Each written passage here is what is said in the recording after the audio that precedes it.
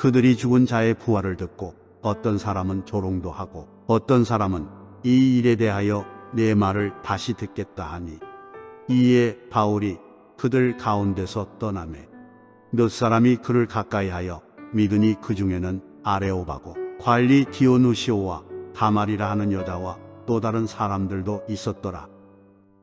아덴이라고 하는 지역으로 피신하다시피 바울이 가게 되어지고, 이곳 아덴에서 복음을 전하다가 사람들에게 붙들려서 아레오바고라고 하는 그 재판 관정 또는 사람들이 많이 모이는 그런 모임의 장소에 끌려가서 거기에서 복음을 전하는 바울의 모습을 우리가 16절 이하로부터 말씀을 보고 있습니다.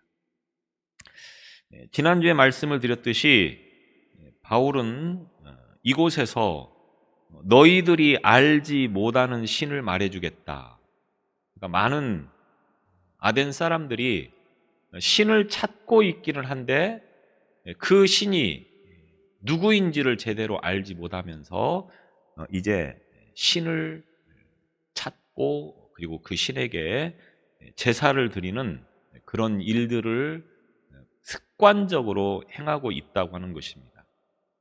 너희들이 찾는 신이 누구인가를 내가 이제 말해주겠다. 이렇게 시작을 해서 그 신을, 그들이 찾는 신을 이제 설명하는 그 과정에서 하나님을 자연스럽게 소개를 하고 있는 내용을 보게 되어집니다. 그래서 24절로 25절을 통해서 하나님은 우주와 만유를 지으신 분이다. 이 세상을 창조하시고 그리고 그 모든 것들을 섭리하시는 그런 분이 하나님이시다 라고 말씀을 드렸습니다. 그리고 26절로 27절을 통해서는 모든 민족을 다스리시며 인류에게 필요한 것들을 베풀어 주시는 분이다. 하나님이 그런 분이시다고 하는 겁니다. 그러므로 너희들이 알지 못하는 그 신을 찾지 말고 이 하나님을 찾고 하나님을 믿어야 한다. 바울은 이런 의도를 가지고 말씀을 지금 주고 있는 것입니다. 그리고 이제 28절 이하로부터는 하나님이 어떤 분이신가를 말씀하는 데 이어서 그 하나님과 인간과의 관계를 자연스럽게 연결시켜서 말을 하고 있습니다. 왜 우리가 하나님을 믿어야 하느냐? 왜 우리가 하나님을 찾아야 하느냐? 거기에 대해서 28절로 29절을 통해서 결론처럼 말씀을 드리면 인간을 신의 소생이라고 했기 때문이다 라고 말하고 있습니다. 여기서 28절의 말씀을 우리가 보게 되어지면 우리가 그를 힘입어 살며 기동하며 존재하느니라. 그리고 너희 시인 중 어떤 사람들의 말과 같이 우리가 그의 소생이라 하니, 이 28절에 있는 말씀은 그리스, 헬라 시인 두 명의 말을 인용하여서 이제 그들에게 하나님을 설명해 주고 있다고 하는 것입니다. 그러니까 28절의 말씀은 하나님의 말씀이라고 하기보다는 그리스 시인들이 표현했던 그런 표현을 빌려와서 이제 그들에게 좀 더 접근성을 가지고 이야기를 하려고 이제 표현하고 있는 내용이라고 하는 것입니다. 우리가 성경에 있는 모든 것이 다 하나님의 말씀은 아닙니다. 우리가 이거를 혼동하지 말아야죠. 이 성경 안에는 하나님께서 말씀하신 것을 중심으로 물론 말씀을 하고 있지만 그 중에는 마귀가 한 말도 있고, 또 오늘 이 바울이 인용하고 있는 그리스 시인의 그 내용도 인용을 하고 있고, 또 사람의 각자의 어떤 소견을 말하는 부분들도 있기 때문에 하나님의 말씀, 이라고 하는 이 성경 전체가 다 꼭 하나님의 말씀은 아니다라고 하는 것을 우리가 참고를 해야 된다라고 하는 것입니다. 여튼 이 28절에는 이제 그리스 시인, 헬라 시인의 두 명의 말을 인용하고 있는데, 먼저 우리가 그를 힘입어 살며 기동하며 존재하느니라. 이 식구죠, 식구. 헬라 시인이 말했던 식구. BC 600년경에 활동을 했던 크레타의 시인이었던 에피메니데스라고 하는 시인이 있었는데, 이 시인의 작품으로 이제 사행시였던 크레티카라고 하는 사행시가 있습니다. 이 내용 가운데 제우스의 아들이었던 미노스의 입을 빌어 다음과 같이 말을 하고 있는 겁니다. 왜냐하면 우리가 당신 안에서 살며 움직이며 존재하고 있기 때문이라오. 시인이 이런 말을 했다고 하는 것입니다. 그리고 이 말을 바울이 인용을 해서 뭐라고 말하고 있습니까? 우리가 그를 힘입어 살며 기동하며 존재하느니라. 바울이 인용을 했다고 하는 겁니다. 이해가 되시겠죠? 그러니까 제우스 덕분에 인간이 살고 움직이고 존재할 수 있다. 그리스 시인이 이 내용을 자기 시에 표현을 하고 있는 것입니다. 사람은 인간들이 신에 의해서 만들어지고 그에 의해서 움직이고 존재하는 존재다. 그리스 시인이 이렇게 표현을 했다고 하는 겁니다. 그런데 바울이 말을 하고자 하는 것은 무엇이겠습니까? 이 헬라 시인들이 말하고 있는 것처럼 그리스 신에 의해서 움직여지는 존재가 아니고 바로 너희들이 찾고 추구하는 그 신이 바로 하나님이라고 하는 분이시다. 하나님께서 세상을 창조하셨고 그 하나님에 의해서 움직여지는 존재다. 이렇게 알고 있어야 된다고 하는 것을 지금 바울이 말을 하고 있는 내용인 것입니다. 그래서 인간은 하나님을 떠나서 살아갈 방도가 없고 또 그를 떠나갈 수 있는 곳은 어디에도 없다. 바울은 지금 이 말을 하려고 하는 것입니다. 사람은 하나님을 떠나서는 살아갈 수가 없고 하나님을 피해서는 그 어디에서도 피난처가 되지 못한다. 그러니까 너희들이 괜히 알지도 못하는 신을 찾지 말고 이렇게 세상을 창조하신 하나님을 믿고 그리고 그 하나님의 안에 거하는 삶을 살아야 된다. 바울은 지금 이 말을 하려고 헬라 시인의 말을 인용해서 이렇게 이야기를 하고 있는 것입니다. 그래서 인간을 창조하신 하나님께서 언제나 인간을 먼저 찾아와 주시고 또 인간과 함께 하시고 있기 때문에 인간이 의식하든 못하든 상관없이 하나님은 우리 가운데 늘 함께 하시고 우리는 그 하나님 안에서 살고 움직이는 존재라고 하는 것을 알아야 된다. 이렇게 지금 이야기를 하고 있는 것입니다. 또 하나는 너희 시인 중 어떤 사람들의 말과 같이 우리가 그의 소생이라 하니, 두 번째 시인의 이야기를 하고 있습니다. 너희 시인 중 어떤 사람의 말과 같이, 이 말이 바로 이제 28절 후반부에 기록되어진 말씀인 거죠. 바울이 인용하고 있는 우리가 그의 소생이라고 하는 이 표현은 먼저 인용했던 에피메니데스의 시보다도 아테네 사람들에게는 더 잘 알려진 내용이라고 하는 겁니다. 그래서 BC 270년경에 활약을 했던 헬라 시인 아라투스라고 하는 이 시인이 이제 제우스에게 바쳐지는 찬송을 하면서 말을 했던, 우리는 그의 소생입니다. 이 헬라 사람들은 제우스의 소생입니다. 이렇게 고백을 하는 그런 내용을 지금 바울이 인용을 하고 있다라고 하는 것입니다. 그래서 많은 아테네 사람들은 자기들이 제우스의 소생이라고 여기면서 살고 있다고 하는 것입니다. 근데 바울이 공부를 하는 과정에서 이렇게 헬라 시인의 어떤 그런 시적인 것들을 공부를 했던 것이 어렴풋이 기억이 나서 지금 그 헬라 사람들에게 자기가 알고 있는 지식을 동원해서 그들과 쉽게 접근할 수 있도록, 우리가 왜 아는 말을 하면 거기에 대해서 더 호감을 가지고 그 말을 듣지 않습니까? 헬라 사람들이 잘 알고 있는 이 시인들의 말을 인용해서 이야기를 해주므로 너희들이 알고 있는 그런 시가 제우스에 의해서 우리가 태어나고 제우스에 의해서 움직여지는 존재가 아니라 사실은 하나님에 의해서 움직여지는 존재라고 하는 것을 알아야 한다.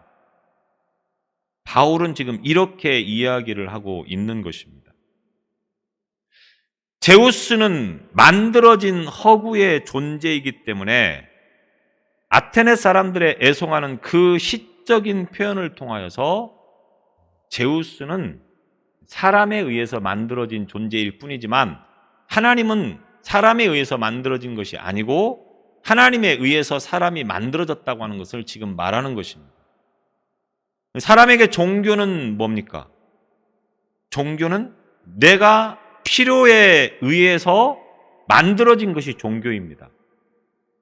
신을 섬긴다고 말을 하지만 사실은 그 신이 어떤 존재입니까? 내 마음대로 움직여져야 되는 존재라고 하는 겁니다. 내가 힘들 때 나를 찾아와서 위로를 해주고 내가 문제가 생겼을 때 나를 찾아와서 그 문제를 해결해 주는 것이 신이라고 생각을 한다고 하는 겁니다. 이게 사람이 만들어 놓은 신이죠. 그런데 성경에서 말하는 신은 뭡니까? 사람의 필요에 의해서 하나님이 오고 안 오고 하는 문제가 아니고 사람의 필요에 의해서 그 사람을 돕고 안 돕고 하는 문제가 아니고 하나님의 필요에 의해서 사람을 부르고 그 사람을 하나님의 필요에 의해서 사용하는 것이 성경적인 신이라고 하는 것입니다. 하나님의 존재라고 하는 것입니다. 근데 바울은 지금 이것을 말을 하려고 하는 것입니다. 세상의 종교는 자기가 마음대로 조정할 수 있는 신을 필요로 합니다. 대부분 그렇지 않습니까? 그래서 신을 찾을 때는 주로 언제입니까? 내가 힘들고 어려울 때, 내가 어떤 도움이 어떤 문제가 있을 때 이거를 해결해 줄 수 있는 신이 필요하다고 하는 거죠. 올바른 신관이 아니라고 하는 거죠. 왜냐하면 신은 사람에 의해서 조정되어지거나 사람에 의해서 움직여지는 존재가 아니고 신에 의해서 사람이 움직이고 사람이 존재하는 것이 참신 아니겠습니까? 하나님은 바로 그런 분이라고 하는 것입니다. 그래서 세상 사람들처럼 우상을 만들어 놓고 또 그리스 사람들처럼 신을 만들어 놓고 자기들이 필요할 때 그 신을 움직여서 자기들이 도움을 받고 문제를 해결하고 어려움을 해결하는 그것이 아니고 사람은 하나님에 의해서 세워진 존재이고 하나님의 필요에 의해서 움직여지는 존재라고 하는 것을 말씀을 하고 있다고 하는 것입니다. 오늘날 예수를 믿는 사람들도 얼마나 그런 사람들이 많은지 모릅니다. 샤머니즘적인 그런 영향들을 받아서 그런 문제들이 참 많죠. 하나님을 내 필요에 의해서 움직이려고 하는 그런 부분들도 참 많습니다. 세상 사람들이 우상을 만들어 놓고 숭배하는 것과 크게 다르지 않은 그런 신앙생활을 하는 경우들이 많습니다. 무슨 말이냐? 십자가 목걸이를 하고 있다고 하여서 이 십자가가 나를 지켜줄 것이다. 차에다가 십자가를 걸어 놓으면 이 십자가가 교통사고로부터 나를 지켜줄 것이다. 이렇게 생각을 하고 있다고 하면 그거는 우상 숭배하는 것과 다르지 않다고 하는 겁니다. 제가 학생회를 다니고 또 학생부를 지도할 때 수련회를 갑니다. 수련회를 가면 이제 그런 프로그램들 가운데 이런 질문이 있습니다. 만약에 집에 불이 나면 3가지만 딱 가지고 나올 수 있다고 할 때 무엇을 가지고 오겠느냐? 제가 언젠가도 그런 말씀을 드렸습니다만 기억 안 나시죠? 기억이 안 나야 됩니다. 그때 상당히 믿음이 좋다고 하는 학생들은 그 내용 가운데 꼭 뭘 적느냐? 뭘 적겠습니까? 성경을 적습니다. 성경. 굉장히 나름대로 믿음이 있다고 생각을 해서 다 버려도 성경책만은 꼭 가지고 오겠다 이거죠. 굉장히 훌륭한 생각 아니겠습니까? 그런데 성경을 보면서 제가 그렇게 적으면 그럴 수도 있겠다 생각을 하는데, 성경은 평생 한 번도 떠들러 보지도 않으면서 집에 불이 나면 성경책부터 챙기겠다고 하는 겁니다. 이게 물론 좀 아닐 수도 있지만 이게 상당히 샤머니즘적인 영향을 받아서 성경책을 무슨 신 모시듯 그렇게 하고 있다고 하는 겁니다. 저 같으면 절대로 성경책 챙기기 전에 통장부터 챙깁니다. 왜냐하면 나중에 성경책은 또 살 수 있으니까. 제가 무슨 말씀을 드리려고 하는 의도를 아시겠죠? 이게 예수를 믿으면서도 이런 영향을 받으면서 우상 숭배로 신앙생활을 하는 그런 경향들이 참 많다고 하는 것을 지금 말씀을 드리는 겁니다. 이 성경책이 부적이 아닙니다. 십자가가 부적이 아닙니다. 어느 영화에서처럼 드라큘라가 덤벼들면 십자가를 내밀면 도망간다? 그럴 일은 없습니다. 우리가 그런 식으로 신앙생활하는 것은 우상숭배하는 자들과 다르지 않다고 하는 것입니다. 여튼 하나님은 우리를 위하시지만 우리의 뜻대로 움직이시는 분이 아닙니다. 우리가 하나님의 뜻대로 움직이는 존재가 된다고 하는 것입니다. 그래서 우리는 하나님의 뜻을 따라서 또 그의 영광을 돌리기 위해서 존재하는 것이라고 하는 것을 우리가 잊지 말아야 되는 것입니다. 그래서 바울은 이 헬라 시인의 이 두 시인의 문구를 인용하여서 너희들이 알지 못하면서도 그 제우스에게 태어난 존재다, 제우스에서 움직이는 존재다 이렇게 알고 있지만, 그러나 제우스가 아니고 하나님의 소생이고 하나님에 의해서 움직여지는 존재라고 하는 것을 알아야 한다, 이렇게 지금 이야기를 하고 있는 것입니다. 그러면서 30절로 32절을 통해서 하나님이 인간에게 회개를 촉구하고 있다. 그 하나님께서 우리를 만드시고 우리를 조정하시고 섭리하시는 그 하나님께서 우리에게 회개를 촉구하고 있다. 이렇게 30절로부터 이야기를 하고 있는 것입니다. 알지 못하던 시대에는 하나님이 간과하셨거니와 이제는 어디든지 사람에게 다 명하사 회개하라 하셨으니, 무슨 말이냐? 이스라엘에게 있어서 출애굽 과정을 보게 되어지면 출애굽 19장에 보면 이스라엘 민족이 시내산에 도착을 하게 되어지고 모세가 그 시내산에 올라가게 되어지고 이스라엘 민족은 시내산 아래에서 이제 모세를 기다리고 있습니다. 그리고 이제 모세가 십계명을 받았다고 하는 말씀을 20장에서 볼 수 있습니다. 자, 이 말씀이, 이 사건이 하나의 기준점이 되어집니다. 십계명을 받기 전, 율법을 받기 전 이스라엘과 율법을 받은 후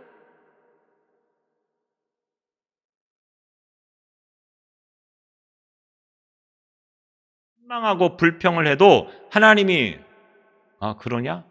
그럼 너희들이 원하는 대로 내가 들어주마. 그러니까 배고프다고 하면은 하나님이 다른 말씀 안 하십니다. 그냥 그들에게 먹을 거 제공해 주십니다. 물을 먹고 싶다 원망하면 그럴 수도 있겠다. 네, 그러면 너희들이 물을 충분히 먹을 수 있도록 하겠다. 물을 주신다고 하는 겁니다.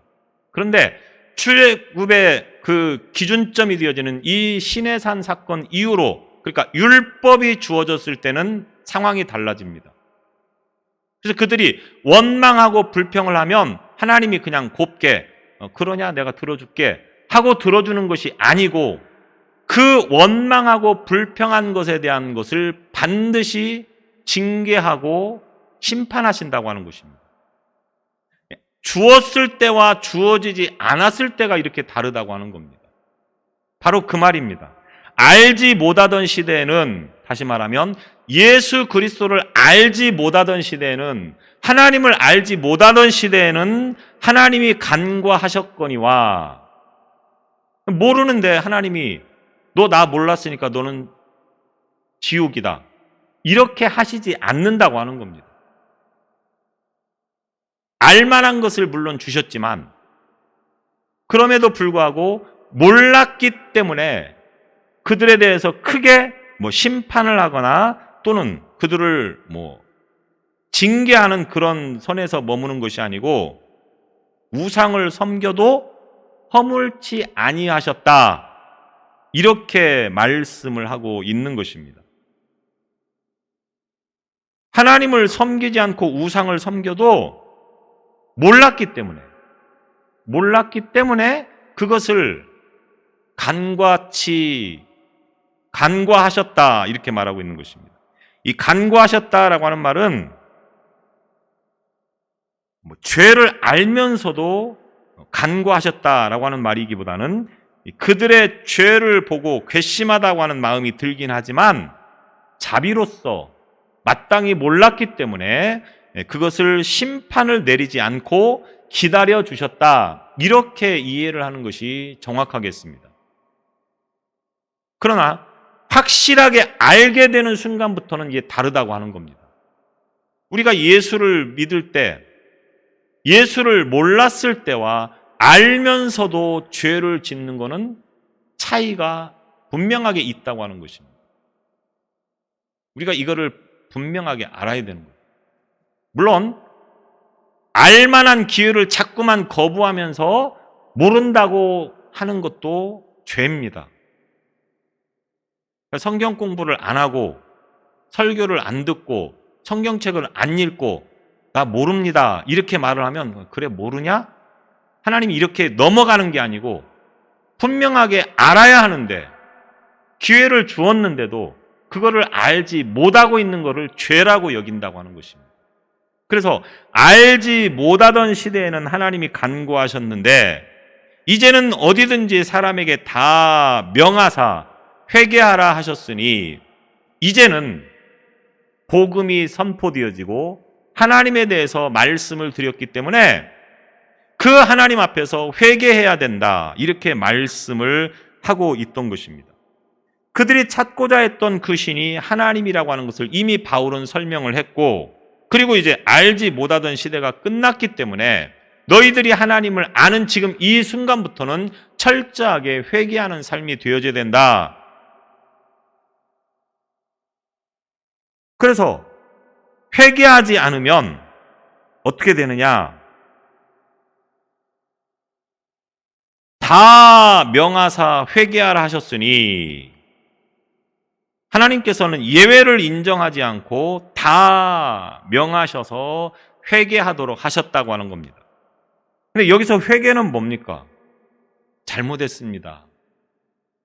이렇게 말로 회개하는 건 회개가 아닙니다. 많은 사람이 회개를 굉장히 착각하는 게 하나님 제가 이렇게 잘못했습니다.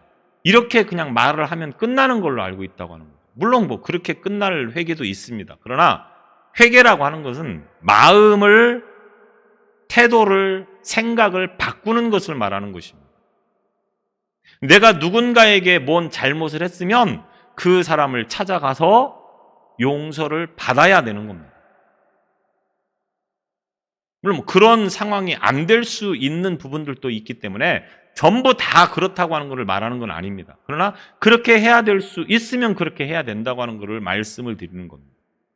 누구한테 돈 빌려서 제가 신학교를 다닐 때도 그랬고 이 사업을 하다가 부도나고 망한 사람들이 굉장히 많이 옵니다. 신학생들 가운데. 참 이해가 안 돼요. 부도나고 망하면 꼭 신학교를 오는 그런 왜 그러는지 제 이해가 안 돼요. 만약 그렇게 했다고 하면 그는 돈을 벌어서 갚아야 되는 문제입니다.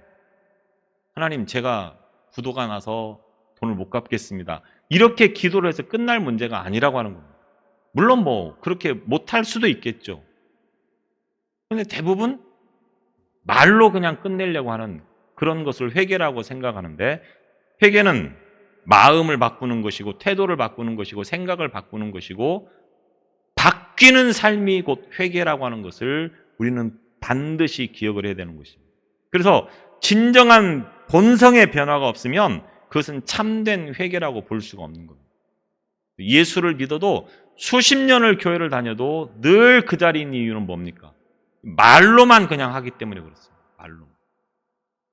말로 해서 되는 게 아니고 진짜 내 마음이 완전히 변화되어지는 그런 삶을 살아가야 된다고 하는 것입니다.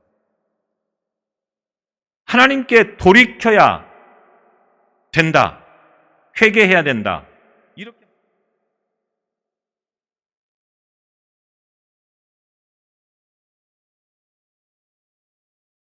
이는 정하신 사람으로 하여금 천하를 공의로 심판할 날을 작정하시고 이에 그를 죽은 자 가운데서 다시 살리신 것으로 모든 사람에게 믿을 만한 증거를 주셨음이니라 아니라.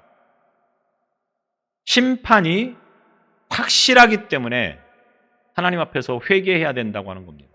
그래서 회개하지 않으면 하나님의 심판을 당한다고 하는 것을 말하는 것입니다. 그래서 하나님을 두려워하라고 하는 거죠. 정하신 사람으로 하여금 창조주와 역사의 주관자 되신 하나님에 대해 증거하던 사도 바울이 이제 30절에서 회개의 메시지를 선포하고 그 다음에 31절을 통해서 하나님께서 세상의 심판주로 정하신 예수 그리스도의 부활을 증거하며 믿음의 결단을 촉구하는 내용으로 지금 연결을 시켜주고 있는 것입니다. 그래서 먼저 그 심판을 집행하는 대리자, 심판을 누가 하느냐라고 하는 것을 말하고 있습니다. 그게 누굽니까? 바로 하나님께서 정하신 사람으로 하여금 천하를 공의로 심판하시려고 한다 이겁니다. 정하신 사람이라고 하는 말은 무슨 말이겠습니까? 하나님이 심판의 집행자를 이미 정해 놓으셨다라고 하는 겁니다. 바로 예수 그리스도를 말씀하려고 이렇게 이야기를 하고 있는 것입니다.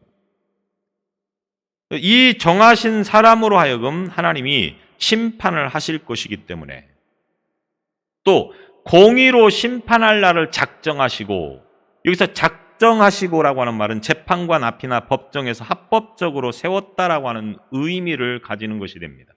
이런 표현을 통해서 이미 하나님께서 심판할 날을 정해 놓으셨다. 하나님께서는 예전부터 이 모든 것들을 다 정해 놓으셨다고 하는 겁니다. 그래서 예수 그리스도께서 오실 것도 정해 놓으셨고 그 예수 그리스도를 통해서 심판할 것도 정해 놓으셨고 다 정해 놓으셨다고 하는 것입니다. 그래서 사람들이 회개를 해야 되는 까닭이 뭐냐? 이미 하나님께서 이와 같이 다 정해 놓으셨기 때문에 그 하나님 앞에서 회개해야 된다고 하는 것입니다. 그러면서 그 심판의 대상과 방법을 또 이어서 말씀하고 있습니다. 심판의 대상이 누굽니까? 천하를 공의로 심판할 날을, 천하라고 하는 이 말은 문자적으로 사람이 거주하는 땅이라고 하는 것을 의미하는 것입니다. 사람이 거주하는 모든 땅은 다 심판을 당한다. 물론 로마 제국을 지칭하는 표현이 됩니다. 적게는. 왜냐하면 로마가 당시에 그 많은 나라들을 점령하고 있었기 때문에 그렇습니다. 그러나 이 말은 비단 로마의 제국만을 의미하는 것이 아니고 이 지구상의 모든 땅에서 존재하고 있는 사람들은 그 시대나 지금 이 시대나 어느 시대를 막론하고 이 지구상에서 살고 있던 모든 사람들은 다 심판의 대상이 된다고 하는 것을 말하는 것입니다. 그래서 역사에 존재했던 또 앞으로 존재하고 있는 또 앞으로 존재할 모든 사람들이 다 심판의 대상이라고 하는 것입니다. 심판의 방법은 뭡니까?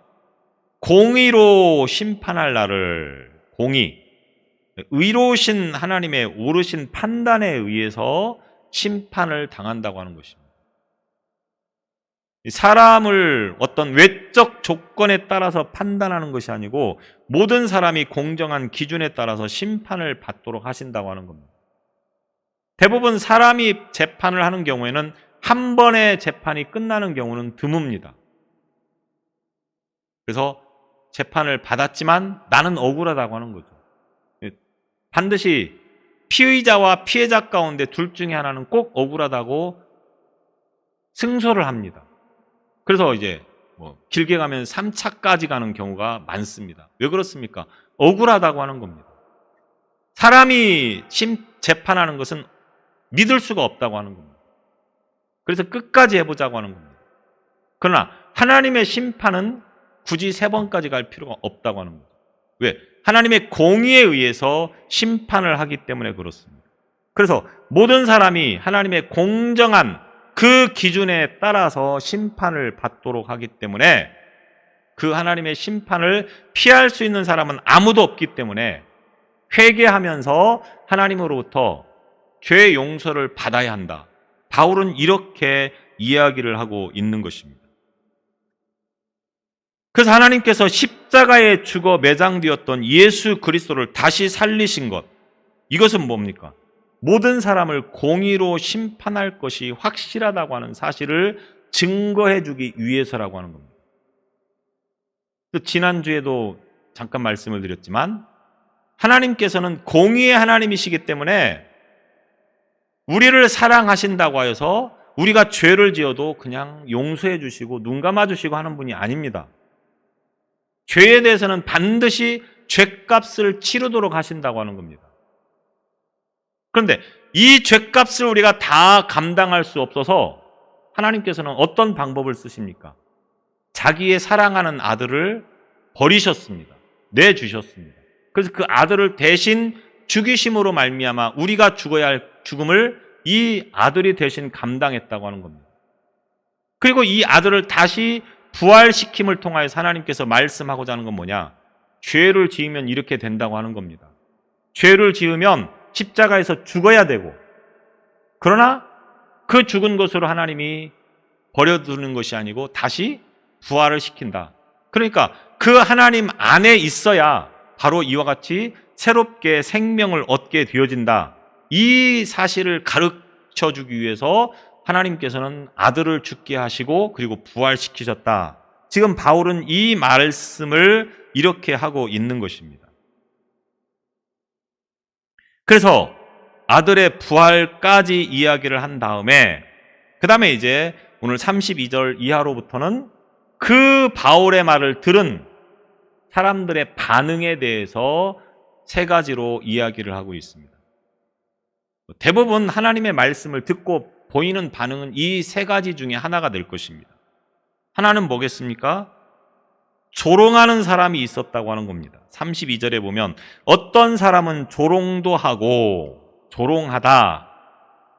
죽은 자의 부활을 듣고 예수 그리스도의 부활을 듣고 하나님이 세상을 창조하시고 섭리하시고 그리고 인생들을 사랑하셔서 아들을 보내주시고 그리고 그 아들을 부활시켜주시고 하는 이 복음의 내용을 듣고 사람들이 어떤 반응을 보였느냐? 조롱했다 이렇게 말합니다. 이 말은 비웃기를 계속했다 이런 말이 되겠습니다. 아덴 사람들이 바울의 설교 내용을 듣고 그 내용에 대해서